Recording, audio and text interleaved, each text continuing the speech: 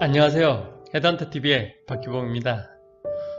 오늘은 헤드헌터TV 제14강 헤드헌터 사장님들이 뽑고 싶어하는 신입 헤드헌터 유형에 대해서 한번 이야기를 해볼까 합니다.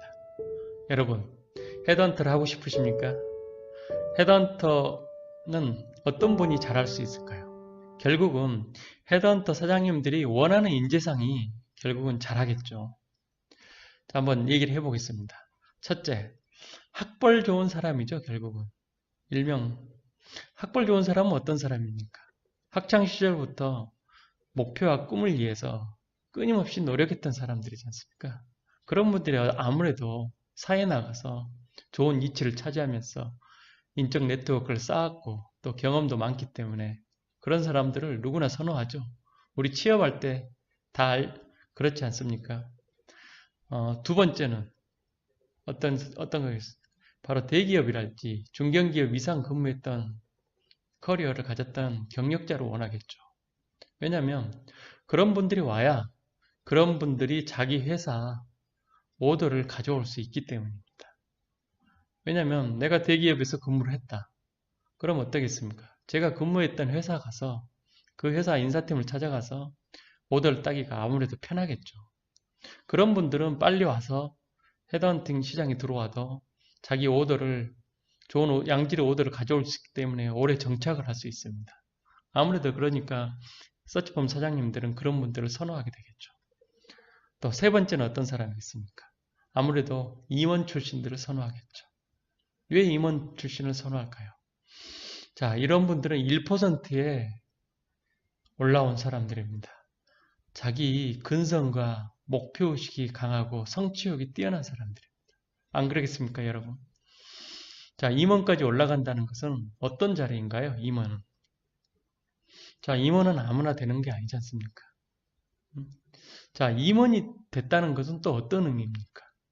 임원의 자리라는 것은 그 회사의 조직을 속속들이 파악을 하고 있고 그 회사의 인적 네트워크들도 웬만하면 다 교류를 해봤고 또한 그 업종의 인더스트리 외부 사람들과도 굉장히 많은 인맥을 가지고 있습니다. 어떤 뭐 임원들 모임이랄지 또는 뭐 임원들 간의 뭐 술자리랄지 골프 모임이랄지 이런 모임들에 많이 참여를 해봤기 때문에 인적 네트워크가 아무래도 풍부하죠.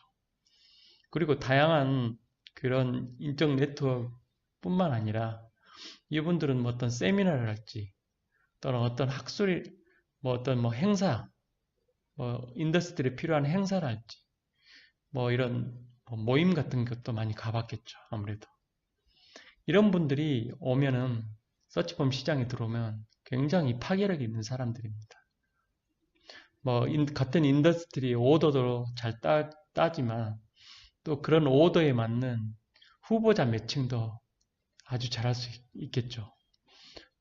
인맥이 두터웠기 때문에 또는 인적 네트워크가 뛰어났기 때문에 뭐 소개를 받기도 편하고 다양한 장점을 있게 마련입니다.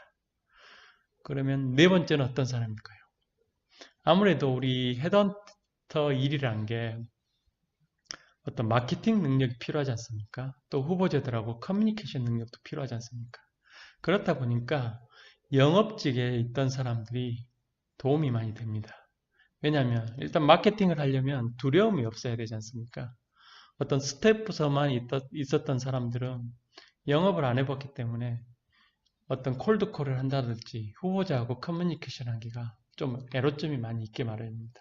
그렇지만 기본적으로 영업을 했던 사람들은 쉽게 뭐 어떤 콜드콜에 이런 거절에 익숙해 있고 또 영업적 그 마인드가 있기 때문에 사람의 그 심적 마인드를 쉽게 터치하면서 오더를 따기가 편하겠죠.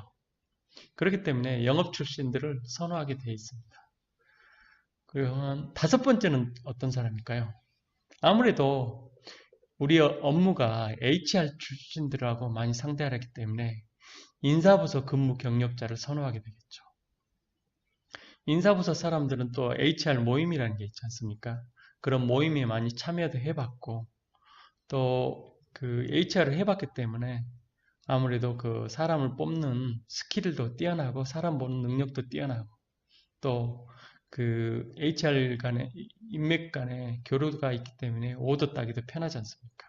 아무래도 그런 분들이 서치범업계에 오면은 빨리 적응하고 그 서치범업계에 도움이 그 헤드헌팅 회사에 도움이 되겠죠.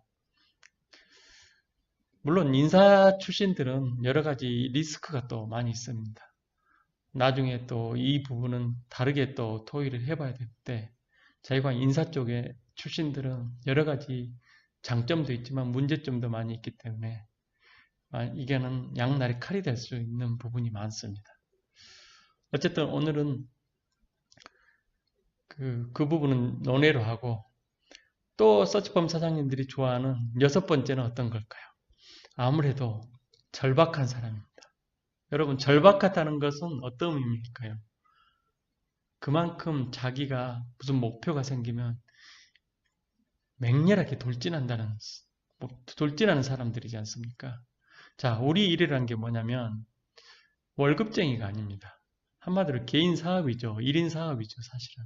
우리가 회사에 소속되어 있다고 무슨 뭐 월급이 나오는 것도 아니고 누가 대충 묻어간다고 해서 내가 하는 일이 잘 되라는 보장도 없지 않습니까? 우리는 뭐냐면 내가 마케팅하고 후보자 찾고 그 모든 일을 다 해야 됩니다. 그런데 그러려면 어떻게 했어요? 자, 내가 절박하지 않으면은 이게 누가 뭐 하라고 하지도 않고 누가 감시 감독하는 것도 아니고 그러다 보니까 내가 일을 안 하려고 하면 끝없이 나태해지기 마련입니다. 그런데 절박한 사람들은 주로 어떤 사람이겠습니까? 금전적으로 절박한 사람들이겠죠, 아무래도. 당장 생활비가 필요하고 또 우리 자식들 학비도 돼야 되고 금전적으로 많이 필요하고 절박한 사람들은 굉장히 집중력이 뛰어납니다. 이 일에 대해서 빨리 성과를 내고 싶어하고 오더도 따고 싶어하고 후보자도 또 그만큼 열성적으로 찾게 되고 이런 분들이 서치범업계에 들어오면 아무래도 성과를 내기 마련입니다. 그렇기 때문에 서치범 사장님들은 인터뷰해보면서 이분이 정말로 이 업에 들어와서 열심히 하겠구나 그런 목표의식을 보게 됩니다. 또 어떤 분이겠습니까? 일곱 번째, 기본적으로 인성이 있는 분들을 선호하겠죠. 왜 그러겠습니까? 우리 이것도 서치범도 조직이지 않습니까? 인성이 안 좋은 사람들이 들어오게 되면 이 조직에 물을 흐르게 마련입니다.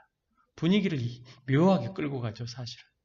왜냐하면 이게 조직에 규율이 있는 것도 아니고 무슨 월급을 주는 것이 아니기 때문에 뭐 상하 관계가 있는 것도 아니고 다들 동등한 관계지 않습니까? 그런데 어떤 좀 이렇게 모난 사람이 들어오게 되면 서치범 상에 분위기를 참 묘하게 끌고 가고 왜냐하면 으쌰으쌰 이렇게 뭔가 해보자 뭔가 이렇게 우리 목표를 코업을 해서 목표를 이뤄보자 이런 분들이 오면은 분위기가 쫙 그쪽으로 가게 됩니다.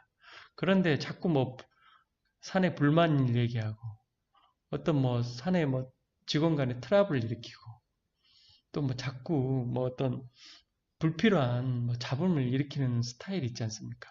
그런 분들이 들어오면은 참 대표 입장에서는 힘들어지죠. 그런 분을 컨트롤하게 되기 때문에. 그래서 좀 인터뷰를 해보고 좀 인성도 됐고 적당히 양보도 할 줄 알고 또 사회적 경륜이 있어서 서로 타인 간에 맞출 줄도 알고 나름대로 이런 좀 클래스가 있는 사람을 선호하게 되어 있습니다. 또 어떤 사람이 있을까요? 다음으로는 경제적 안정적인 사람이 아무래도 좋습니다. 이게 앞배하고 좀 매치되는 일이지만 아무래도 경제적으로 좀 안정된 사람은 마음의 여유가 있기 때문에 상대방하고 대화할 때도 좀 편하게 하고 또 조직 내에서도 좀 인화를 이루면서 좀 물을 흐르듯이 끌어가려고 합니다. 이렇게 급하고 어떤 절박한 사람들은 하나도 양보를 하지 않죠. 업무를 하는데. 그런데 좀 경제적으로 안정적인 사람은 아무래도 뭐 그 아웃풋을 내는 데는 절박함은 없지만 또 조직을 끌어가는데 또 그런 분들이 또 감초 역할을 또 하죠. 그렇기 때문에 또 그런 사람들이 또 필요로 하게 됩니다. 다음은 또 어떤 사람일까요? 아홉 번째. 아무래도 젊은 사람을 원하겠죠.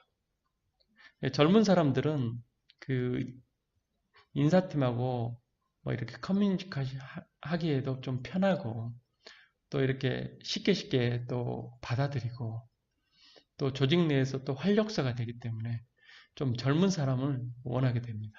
젊은 사람이라는 게 대체로 어떤 사람이 젊은 사람인가요? 뭐 30대 이런 분들이 아주 좋죠.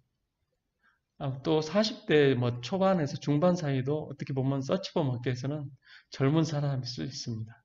왜냐하면 대부분 노땅들이 많습니다. 일명. 뭐 50대 분들이 굉장히 많죠. 그렇기 때문에 3, 40대들이 들어온다면 굉장히 또 조직의 활력소가 돼서 조직을 쫙 끌어가는 데 도움이 되죠. 또 다음번은 어떤 사람을 좋아할까요? 아무래도 그 커뮤니케이션 스킬이 뛰어난 사람이죠.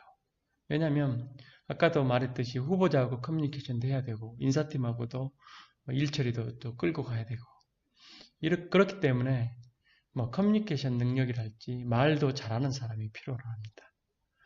그런데 지금 이런 뭐 헤드헌터 스펙이라고 할까요? 이런 것들을 정의를 한다면 뭐 이런 것들을 원하는 회사도 있지만은 또 이런 것 가리지 않는 회사도 있습니다.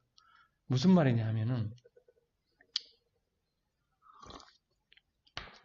그 헤드헌팅 업계는 딱 어떻게 보면 크게 보면 두 타입으로 나눌 수 있습니다. 하나는 어떤 업력이 오래된 전통 있는 회사하고 업력이 짧은 신생 회사로 나눌 수 있죠.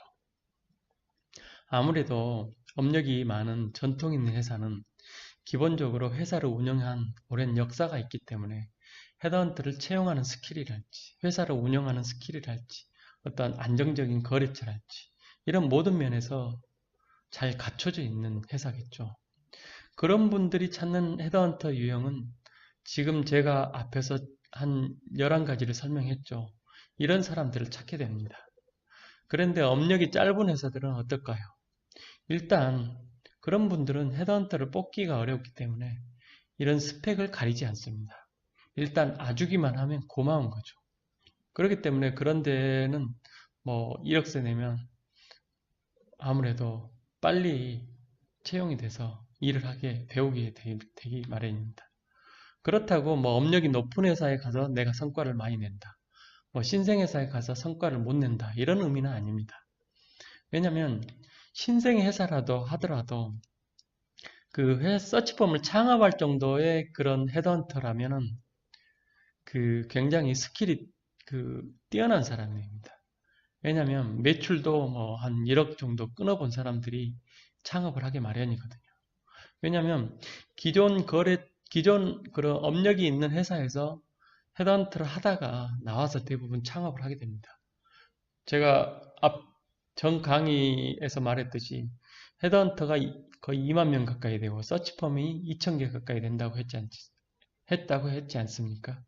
그렇다면 이렇게 헤드헌팅 업체가 많아진 이유는 기존 서치펌에서 배워서 자꾸 나와서 서치펌을 차리게 되는 거죠.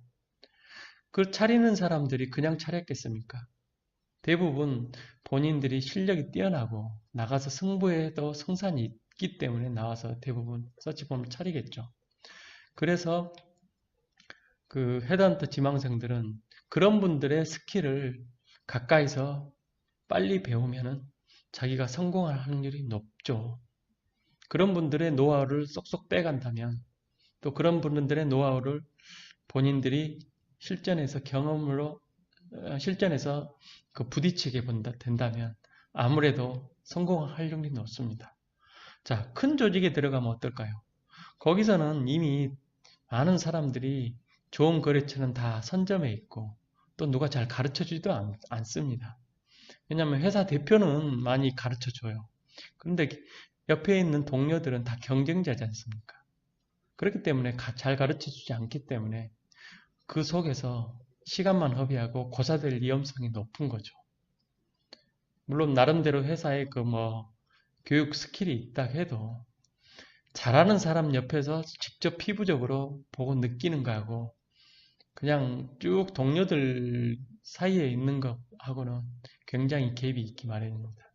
따라서 신생 회사라 해서 여러분이 더 마이너스라 단점이 많다고 이렇게 말할 수는 절대 없습니다. 결국은 내 스타일이 어느 것에 맞냐의 차이겠죠.